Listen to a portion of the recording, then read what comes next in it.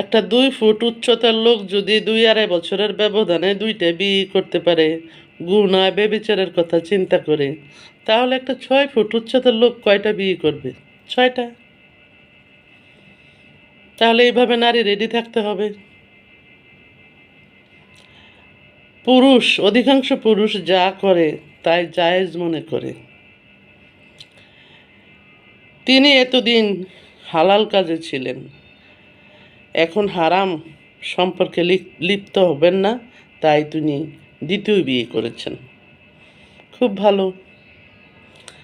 আমি ভাবি তার স্ত্রীর কথা, তার না জানি কত কষ্ট হচ্ছে। তার দ্বিতীয় স্ত্রীর কথাও ভাবছি, ওনার চিন্তাধারা কীরকম। উনি জেনে শুনে আরেকজন নারীর উপরে চেপে বসলেন।